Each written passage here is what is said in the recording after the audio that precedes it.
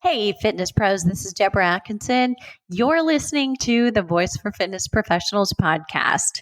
This episode is brought to us by the Flipping 50 Fitness Specialist Certificate, where you can learn how to become a hormone balancing expert. If you work with women in perimenopause, menopause, or postmenopause, or you are one, and you really want to help them reduce hot flashes, reduce night sweats, get rid of the belly fat, get on top of the weight, and learn how to interpret their signs and their symptoms, whether or not they've had labs, and also help them interpret lab results into the exercise prescription changes that they need to feel better, not tired.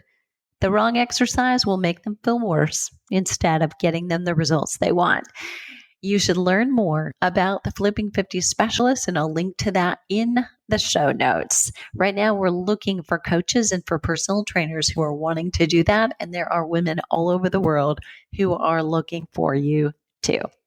If you happen to be listening and you're also a woman in your midlife who's looking for a coach, we also have a directory. So we may have a trainer available where you are in the world.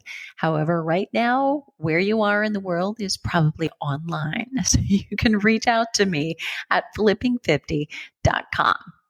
And now about our episode today. It is about what is ahead in your fitness business future after COVID-19. It's a COVID-19 update with a friend of mine, Robyn Robertson, who is a delight, someone I met at multiple things, originally at a Dan Ritchie, Cody Sipes Functional Aging Institute conference. Then I met her again at MedFit Connected and talked to her for quite a while last February. And you know how it is. It's a small world, and when you keep seeing the same people online and you just have fond memories of conversations with them, I wanted to reach out to her because she's got 20 years experience in the business. She owns a club and a facility. And she's also not a stranger to being a book author and running some online programs and services.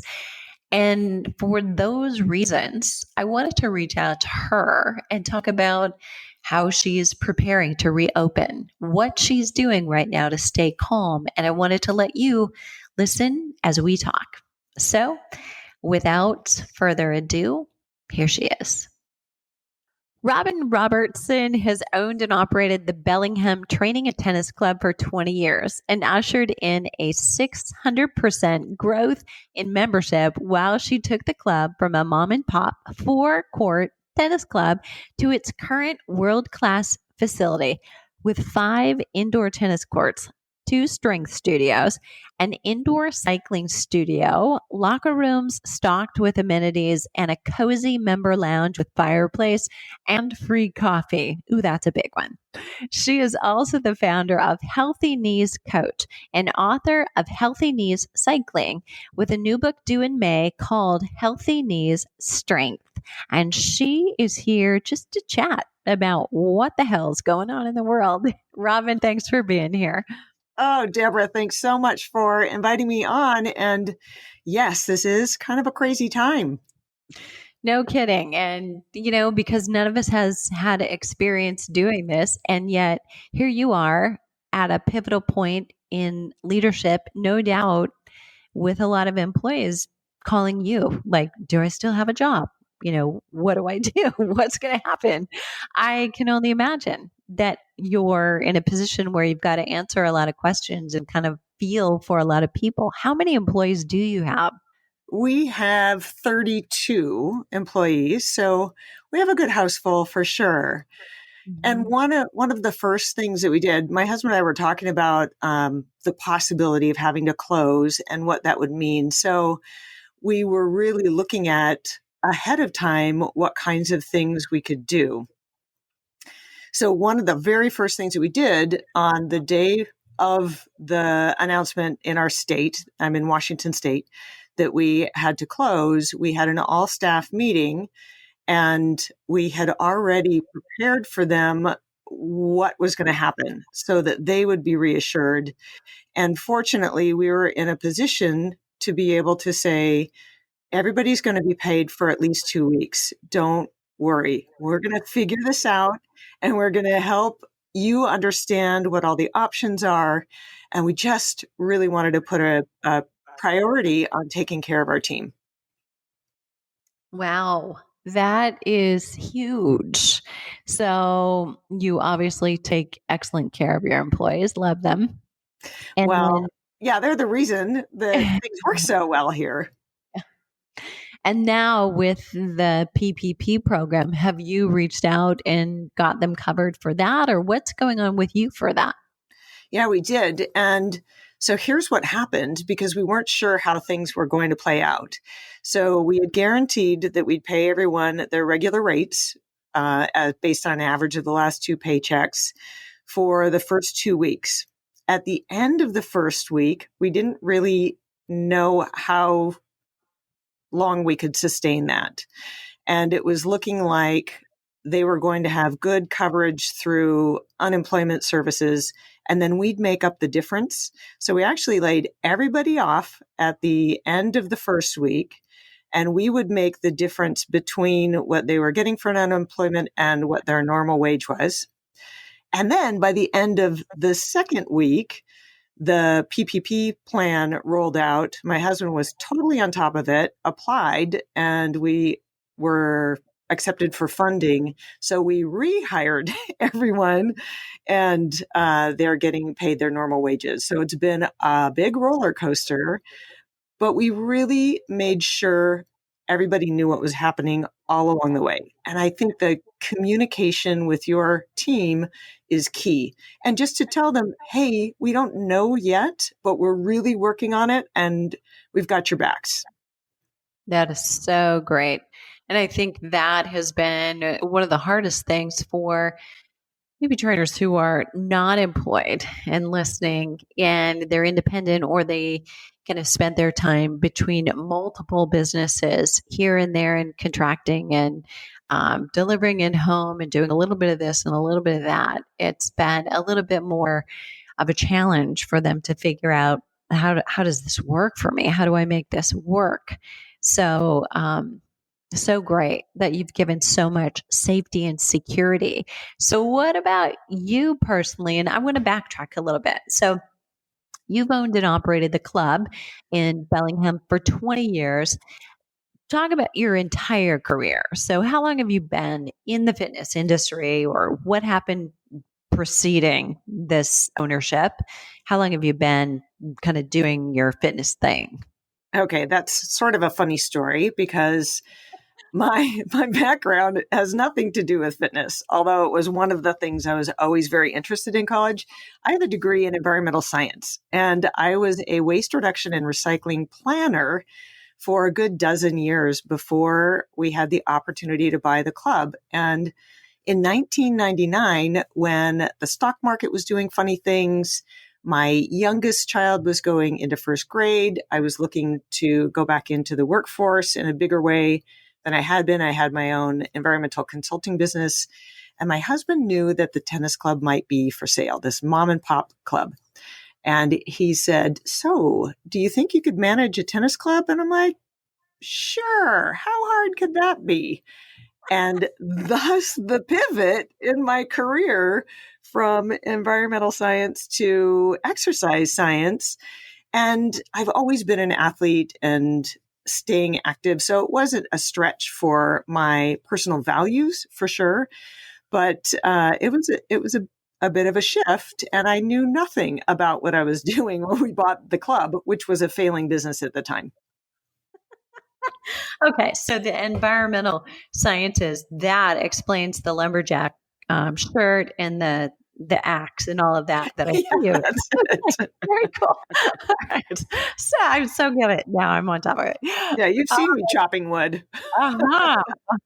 Okay, so this is a woman we're talking to, listeners, who's used to pivoting. So very good. I have a question. So, what are you doing right now to stay calm? So, I know you're leading lots of people and taking great care of them, and then there's the us. How are you filling up your own cup? Yeah. Carl, I just look at this time as a lot of unknowns and some scary things for sure, but also as a gift. And how could I best use this time for things that I've wanted to do and couldn't focus on because of all the other day to day things that come with running a business? And so, work wise, oh my gosh, I've been able to get to some big projects, things like updating our standards of operation, updating our membership handbook, updating our operations manual for the club, and looking at our sales systems and retention systems. So, really getting to do a deep dive into those, which we haven't given as much attention to as I was hoping. So, work wise, I'm loving that. That's been great. And then I've also been able to focus on the healthy knees work. The healthy knees work. And I finished writing the healthy knee strength book. I started writing the healthy knees total knee replacement book. And so I've had a lot of time to be able to dive into that. I'm excited to really get this done finally. And then personally, normally I'd exercise a lot in this extra time that I have, but I'm still recovering from a knee replacement surgery that I had in November. I've had a couple of weird complications. So I'm on limited exercise duty, and I've taken on my COVID project at home of removing wallpaper from our dining room and patching walls. And that's kept me, I can kind of work out some things while I'm ripping wallpaper off the wall. And then lastly, I just love taking walks with my husband, and we have a cabin in the woods that's only about an hour away from us. So when we really feel like we want some seclusion, it is off the grid and in the woods, and nobody knows we're there, and it's marvelous. That sounds actually yummy right now. Oh, it's so good. So, what about you have adult kids, if I'm not mistaken, and I think boys, but I'm not sure about that. If you have a girl also, are they at home with you or are they doing their own thing out in the world? I have a son and a daughter, and they are grown. So they're 28 and 26 years old. My 28-year-old daughter lives in Melbourne, Australia. And so she is halfway around the world in her seclusion. They're on lockdown in the country as well. So thank goodness for FaceTime and being able to text each other all the time. Otherwise, I don't know what I'd do because I can't go fly and see her right now. That's unnerving. And then my son lives about an hour and a half away, and he's still working, which is great. He was able to work at home, and as was my daughter too. So they're both still fully employed on home lockdown and working there. And so we've been able to see our son a couple of times. He had to come up and pick up some things from home, but no, they're not home. And that makes me a little sad, but they're both well. That's great. Okay. So if I had to ask you, I know how you're staying calm. What are your greatest concerns right now? Just and then by that, I am like open-ended. Is that, globally the health and fitness industry? Is that you and your business? Is it, literally the health of employees? What really is the thing that, rolls through your mind? Gal, I think there are some big global shifts that are happening in terms of how we see the world and how we interact with each other. And having more time at home, being creative with what that can mean for your business is a huge opportunity. Selfishly, with a brick and mortar business, I freaked out in that first week. Are we going to be able to make this? I mean, we have a lot of ongoing expenses here at the club, and we wanted to do the right things for our members. And so we stopped charging dues, of course, because we're closed. We refunded money. We had to refund our We have 8-week-long tennis clinics and cycling camps in our Healthy Knees programs. We refunded those. And so we saw a lot of money going out. And frankly, it's really scaring. You have to think, is this going to bankrupt us? And my husband, I run the club on the day-to-day. He's kind of the big picture guy. And so we really had to sit down and think it through. How are we going to be able to navigate this? And how long is it going to last? I mean, that's a huge factor in the overall outcome with how much money we have in the bank versus how much is going out the window, and how we're going to be able to reopen. So not only, taking care of our team, reassuring them that we're doing everything we can to create a safe environment when we do return to work, but also how to welcome our members back so that they're feeling assured that it's good and safe to get back to exercise. And we're making some shifts in terms of how we'll offer our group strength training programs for sure. Where are you, by the way? So I don't mean that in the world. So I know you pointed out you're in Washington State, but what's happening with Washington? Are you set to reopen in phase 1, or what's happening? Oh, it's a big unknown right now. The current order by the governor expires on Monday, May 4, which means potentially we could open the 5th, but we haven't really heard yet what's happening. We're expecting tomorrow or Friday. Today's Wednesday. So tomorrow or Friday, there should be some other announcement. And then there is a 3-phase opening is what it looks like, but there are not many guidelines for how to do that. So we're busy creating our own. Wow. Okay.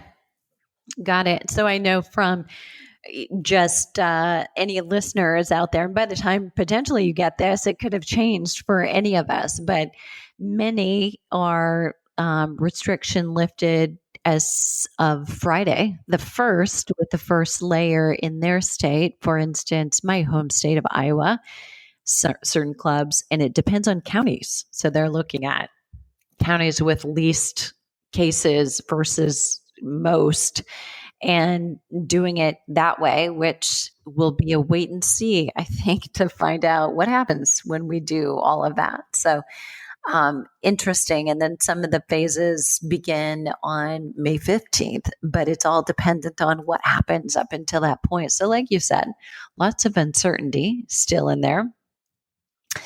What have you done, if anything, to pivot delivery or turn any of your programs into digital programs so that you can continue to serve? Have you done any of that? How much of that? And what do you see for your future as far as a hybrid version of service? Yeah, we really decided that instead of offering online paid programming for our members, that we would simply give free content, because we really wanted to be part of the answer for what people are going to do at home. And that free content is available for anyone. If you just go to our website or our YouTube channel or Instagram, we've got all sorts of free videos for strength training. We've got some pretty funny ones for tennis, because tennis was closed down in our state as well. So what can you do in the meantime to keep your tennis skills sharp? And so we didn't move ahead with doing virtual training. Now, if it is prolonged, then definitely we would move that way to offer online paid training. But that was just a call that we made with wanting to do good for the community in this time when everybody's so worried and really wondering what they can do at home with or without any fitness equipment. Such a giving attitude. And I think for those trainers, for those businesses who are thinking that way, and I know this term has been used so much, not tone deaf, but not tone deaf to what is happening right now. I think that's the win. That's the win-win right now for giving people what they need, for just being a part of the solution, what you're doing, I think, is laying down a foundation for continued loyalty, potentially loyalty from people who didn't already know about you. It's not putting it behind a lock and key, or you got to be a member, you can't see this. I I think you'll establish this foundation. So I would also say to any trainers out there who have not done this yet, it's not necessarily too late. We don't know how long this will go on. You don't know necessarily how long this will go on in your state. And there still will be many more people, even when doors open, who may not be ready to go back, may not feel safe going back, who are still needing those answers. And I think it's those people who are generously just giving and being part of solutions that will, in the long run, benefit from it. So I love that about you. What do you think is going to change? So we know we're not going back. It's not going to go back to the way that it was.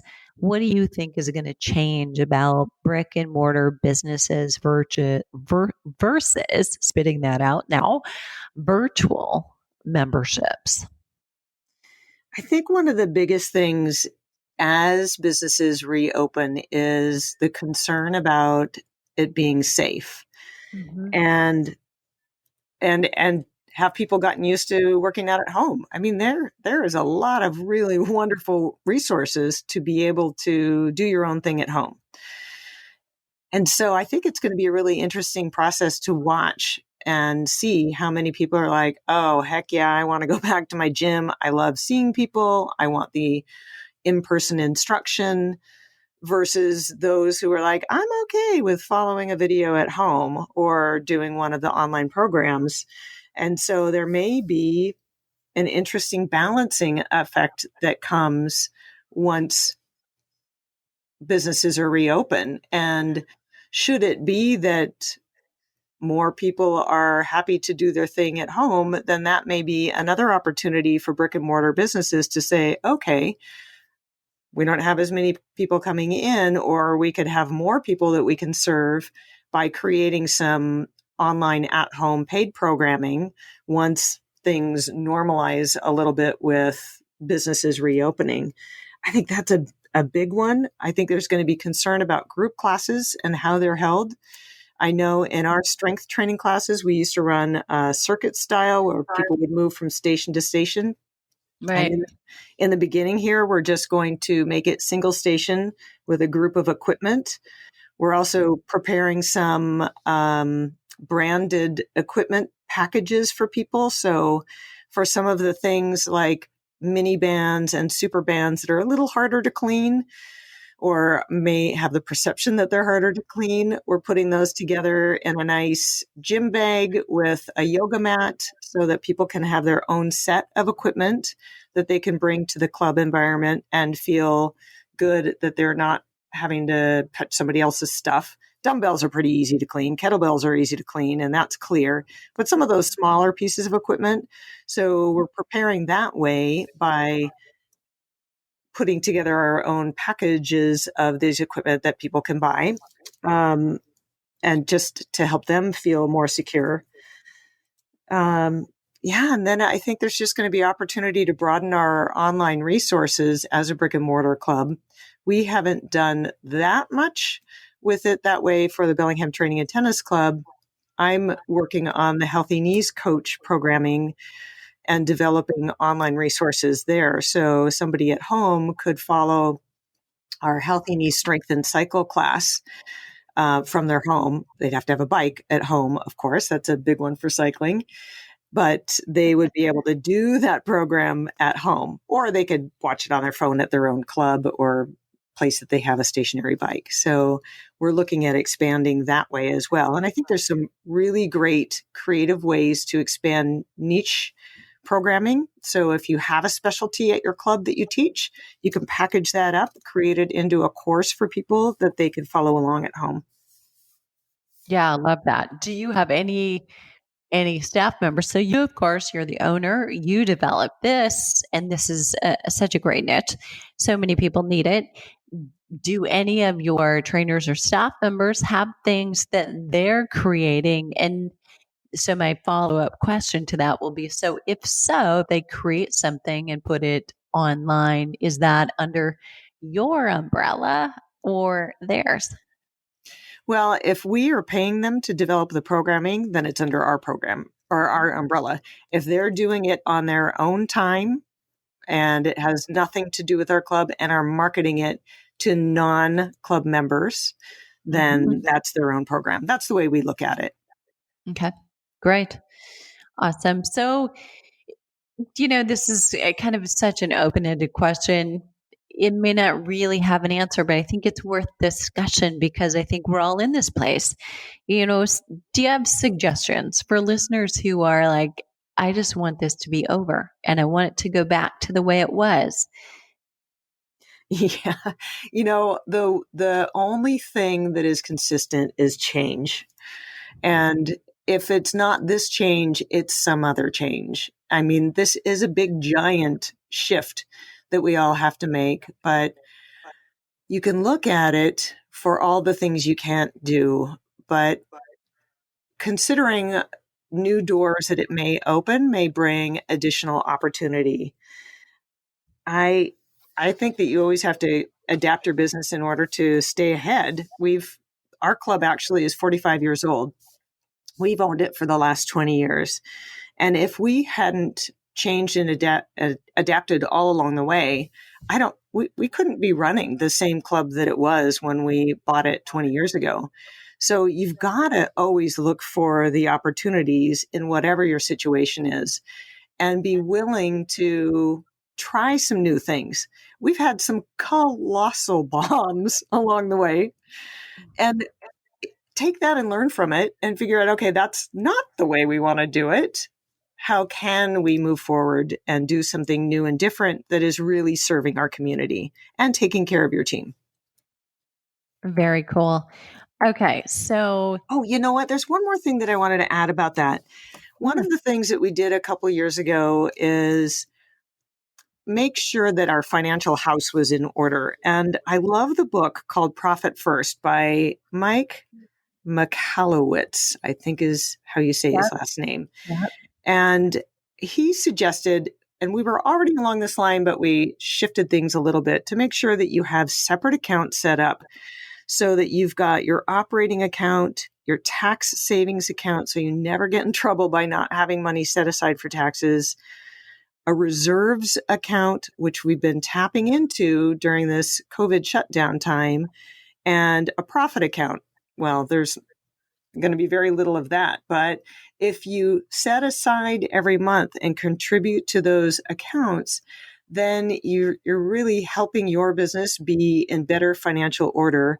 And I encourage anybody who's listening who hasn't read the book Profit First that you pick up a copy. It's a quick read. There's some good basic information in there. Yes, fantastic. And I'll link to that in the show notes, everybody. And also, there's a program by a woman named Christina Wise, who's out of Austin, but it's an online program. She is a wizard at helping you sort through this. So her program actually is built on very much of Mike's book and the concepts in it. So literally setting up your QuickBooks, setting up your bank accounts so that you don't even think about this. This is just what you do. I did it last November and I was thinking, where have you been my whole life, honey? I know. That was so good. When I read the book, it really shifted how we think about money coming in and being very mindful about how it goes out as well. Yes, so good. And, right now I think it's quite obvious if you had some holes, shall we call them, some gaps in how you were taking care of your financial house, your financial fitness, they became very apparent to you that you perhaps are living, paycheck to paycheck. And I think it's a perfect opportunity for you to say, how do I want this to be different? Because you don't even want to. You don't even want what you might think you want. You don't want it to go back to the way it was. Right. You want something different. So how is this an opportunity to look at maybe this model or the one you were following wasn't really working before, and Exactly. change it. Yeah. So great, great concepts to take a look at. So I want to ask you something more philosophical, and I think this is like looking into a crystal ball or asking you to do it. So I'm going to apologize in advance for that. But there are a lot of people who are not going to make it. Mm. There are businesses who are not going to make it. I mean, obviously, you've lived on solid ground, and yet you can't just close doors and give back money, not charge customers. And you've still got a light bill and a mortgage bill and a tax bill and all of those things coming in. And even if there's the payroll protection plan, that doesn't solve everybody's problems. So the fitness industry in the face of it, and who's here, and consumers' choices are going to change forever.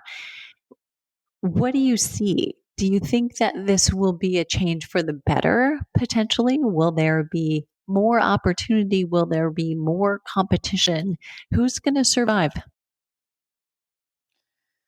Well, I think the businesses that have been financially conservative are going to survive. And I'm hoping to count us as one of those, because we're always very careful with how we hire, how we spend, and being able to take care of our members with a high level of service. With, oh boy, the changing landscape is a hard one to foresee. I really think there's going to be a lot more opportunity for online programming, and that's a way that people can bounce back from maybe losing an in-person opportunity that they had if they were a single person personal trainer or working for a small club that didn't make it. Then taking that knowledge and passion and putting it into some online courses or online training for people may be a thing that really blossoms in the next year. And, the bigger clubs are often a little more financially secure, not always, but everybody's going to be tightening their belts some and figuring out how to operate in a lean way and still being able to give the level of service that we want to be able to provide for our members. Great answer. Thanks. And you did that really well on your feet. Spontaneously. Yeah. Yeah, and I think so too. And I know it's a bit of speculation, but I think it's something that's worthwhile to do. And I also want to say this to listeners is that don't wait and watch it, because I think if you're taking action right now, you can create it. Somebody else is actively doing, for instance, Robyn, what you're doing, taking this time to get those books done, that were already on your plate, or whether they weren't, whether it's, I've always wanted to do this. Well, guess what? Somebody heard you and gave you the time. So do it, right? Don't let yourself be stifled. You put yourself in action. And I know for a lot of people in my consumer audience, as opposed to the fitness professionals that I talk to, getting a routine and a schedule has been hard. It's been hard for them to focus on even simple things like meal planning, because they're not sleeping as well. They don't have to be out the door and sitting in their seat at their desk at 9:00. And because they don't have that, they have no structure, and structure gives freedom. It's such a great thing to remember. But if you can give yourself anchors, somebody for accountability, a certain time of day when you do certain things, and decide, how do you want to change your future, and start doing it right now. We're about to begin May while we're recording. And that means if you took 2 solid months and paid attention to something, you could have some kind of online program you don't have right now by July. You could actually be building it while you're doing it the first time, and do it sooner than that. But you've got to get into reality that it's not going to happen if you're only dreaming about it. And because you don't know it, all you need to do is list the things you don't know because somebody else does, and then go find them.